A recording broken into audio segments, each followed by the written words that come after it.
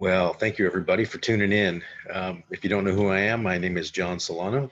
I'm a family counselor. I've been for the last 11 years, but I've been a professional counselor for over 30 years. In this video, I'm not going to go on and on about, you know, uh, all the different things that I've studied, but I will tell you that I have been dedicated my entire life to alleviating needless suffering and to help people who are stuck in kind of chronic patterns. So one of the things I have been studying over the last couple of decades is this inflated sense of entitlement and indulgence that has permeated every facet of our society. And I've developed, or I guess you could say, I've had some insights that I have developed some videos and curriculum and other things around that. And my insights continue to, you know, to grow. And one of the things that I had discovered a while ago was this thing called, I used to call it trauma vows, but more recently I've changed the name to trauma promises. And one of the reasons for that is because there's a huge difference between a vow and a promise. So I want to try to make this short. It's going to be a little bit of a part two to a video that I created just a few days ago on trauma promises. So this will be trauma promises part two. This is going to speak a little bit more about how to get untangled from this nasty dynamic of trauma promises. So if you haven't watched the other video, real quickly in summary, and I really encourage you to go back and look at the other videos because this is a major psychological dynamic that really needs to be addressed in all forms of relationships. Of course, I see it regularly in, adult relationships, committed relationships, and also in the parent-child relationship. But here's the way that it goes. And I've always said to parents, so here I am, I'm going to be talking to parents and a lot. And I always say it's always important to remember what you're bringing to the playing field. You know, everybody has been dealt a hand of cards to play. Everybody has their baggage, as we like to say. So everywhere we show up, whatever your playing field happens to be, whether it's marriage or whether it's parent-child relationships or whether it's in the workplace, we all show up with a bag. Now, not everybody wants to open up that bag and examine what's in it, but I find that a really big mistake and one of the most underappreciated tasks of self-reflection. So I end up working with a lot of parents who are in conflict or tension with their child or teen, and they don't know why. But at the same time, they've likely never taken the time to open up that bag that they've brought to the playing field of parent-teen relationships and really take a peek on what's going on. And this is something that in all my years of education and going to workshops and presentations and everything else, I never heard anybody explain it this way before. Um, I think my background in mythology and Jungian psychology helps quite a bit because I look at things from a more kind of mythic level, a mythopoetic level. And I'll show you what that means in just a second. But um, but here's the deal, again, in a nutshell. It's very unique to us as human beings, and we do it all the time. What is that? We make promises. Um, I've got this little sheet that I made earlier, and just asking people, how many of you have made a promise out of your caring? Maybe you said to somebody, I promise to always be there for you, or I promise, I won't let you go, etc. So we make promises out of our caring. We also make promises out of places like anger and fear. I'm mad at somebody and I say, well, I promise the next time you do that, I'm gonna, leave, or next time I'm going to do this or that. And so there's this promise that I make. May make promises out of guilt, out of the mistakes I make. For instance, maybe I wreck a car, or, I hurt somebody's feelings, or, I go out and, become too intoxicated, and I might come home and say, boy, geez, I promise that the next time, or next time I go out, I promise. And we make these promises all the time. These promises, I guess you could say, again, are something that we're so acquainted to as human beings. We make promises when we've experienced traumatic things. We also make promises when we're going through things that aren't so traumatic. We just do it all the time. But I focused my I guess you could say, research on the connection between trauma and promises, if you will, and why people have such a difficult time kind of, I guess you could say, producing the result they'd like to produce, especially in these situations where I encounter parents who are saying that all they want for their families is just to for everybody to feel cared for and loved, and they want everybody to be happy, and yet it turns out completely the opposite. And of course these parents are in a tremendous amount of anguish and heartbreak. And so, of course, I don't like seeing that. And so I set my sights on trying to figure that out. What the heck has gone sideways here? Sounds like a pretty good plan on the surface, but somehow it's just not ending up that way. And it happens that way a lot. So, whether that's in a family or whether that's in a marriage or whether that's in a business or whatever, people can kind of show up with that intention. And then lo and behold, the opposite starts to happen. And it becomes like quicksand, it starts to fall apart. And then people want to start doing something about that, and it's very likely what they're about to do is just going to make matters worse. So in a nutshell, what a trauma promise is that anytime that we as human beings experiencing something that's distressful, and again, remember, distress can be something fairly mild to something fairly significant, and I think when we refer to trauma, we're referring to something fairly significant. But again, this can happen in a lot of different ways. But in trauma, that's something that feels very, very disturbing, very distressing. It can almost feel, if not always feel, life-threatening to the person who's having that experience. And so, of course, as human beings, we do not want to have that experience again. And that can be one of the first promises that we make to ourselves when we have a disturbing experience, is that we never want to. I promise myself to never have that experience again. It might be more specific than that. If somebody was uh, abused or hurt or what have you, or they expected to be treated in a certain way and they weren't, and was by, say, a specific gender or what have you, it might be, I'll never trust men again. I'll never trust women again. I'll never trust people again. And we make these really elementary foundational promises to ourselves. And you have to remember that a lot of these promises, especially the ones that I'm mostly having to deal with in my clinical practice, are promises that people have made to themselves when they were quite young, as children. And um, and so, children don't have that great a capacity to be able to see consequences, and so a lot of times people will make promises that they don't realize are going to backfire. That are going to be counterproductive, that are going to paint themselves into a corner, that are going to come back and bite them in the butt at some point.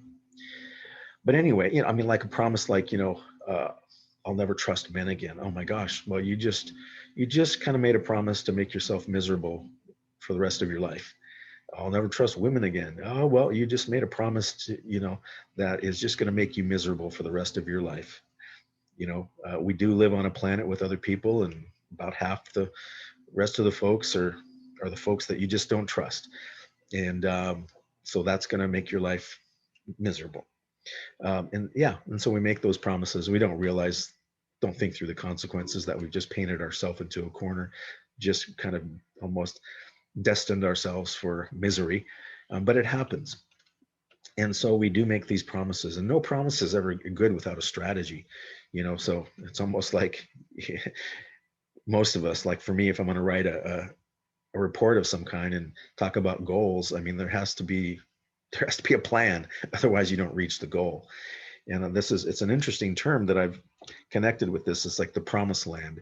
So, on the surface, these promises that we make are intended to make our lives better. So we think, so we reach this promised land. Um, and in this case, when I'm talking with families, it's often about that everybody feels cared for, happy, healthy, whatever. Well, that's kind of the promised land. And the way you get to the promised land is by by promises that you've made, right? And so there has to be a plan to be executed. Now, as you can imagine, the more devastating the trauma, if you will, the greater commitment, the greater the amount of energy and commitment towards the execution of that plan. And so a person again has to say to themselves, okay, well, if I'm going to reach the promised land, what's my plan? How am I going to get there? And so we might end up setting up all sorts of defenses and barriers and expectations and all sorts of things, thinking that, first of all, that's going to keep me safe. I mean, I have a promise to keep, right? My first promise was that I was never going to let that happen to me again. And so I need to keep that promise. And so I move forward with the plan. And the plan really is a kind of a breakdown. It's a strategy. It's a kind of script, if you will, that I give myself and that I give other people. Now, when I say other people, these little kids or when we're younger, we make these promises, and then all of a sudden we grow up and we start going into relationships with other people, and maybe we want to have a family. And that's where it gets tough, because when we start engaging other people, and then subconsciously we hand them a script and say, if you follow this script, everything will work out great. The problem is that trauma creates a certain level of desperation. And so the person who is actually trying to guide us to the promised land is actually motivated by desperation. And they're very desperate to have people follow those scripts. And so that means that they become suffocating. People can't be themselves. So this is all something that I explained in that first video. What I really wanted to get to today is see if I could say this in a way that's has some meaning and understandable. Okay, when somebody gets hurt, there's going to be a number of different vows or promises that could come out of that. But one could generally say they're going to come in two forms. One is offensive and one's defensive, or mostly defensive and then offensive. So the first vow is about me setting up some defenses so I don't get hurt again. The second vow is about me kind of going on the offense. I often say it's kind of the victim, oppressor, or victimizer role that starts to come out of them. So the first narrative is my victim narrative, which is, boy, that was really hurtful. I'm never going to let that happen again. So I'm going to promise, that this and this and this is going to happen. And then the next one is that, well, I'm really pissed off. I'm really angry about what happened.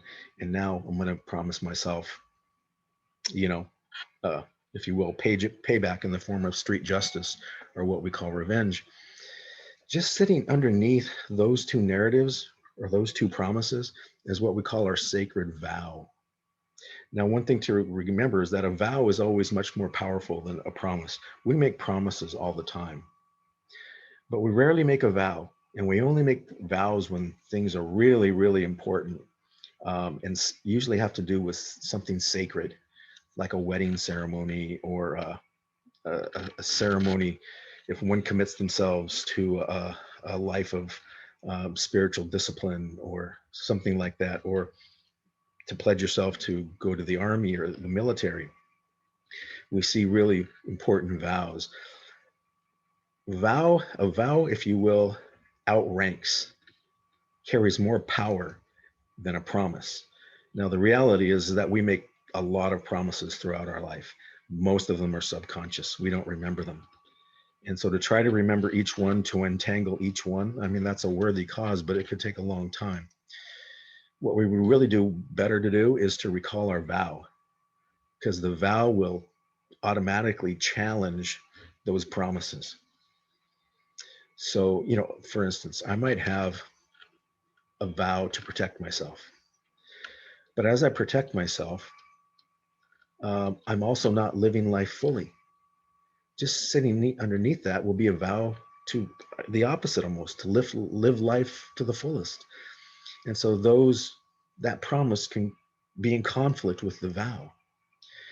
But if I really remember the depth of that vow and what it's about, and this is a journey to do that, it will carry more power and influence than the promise.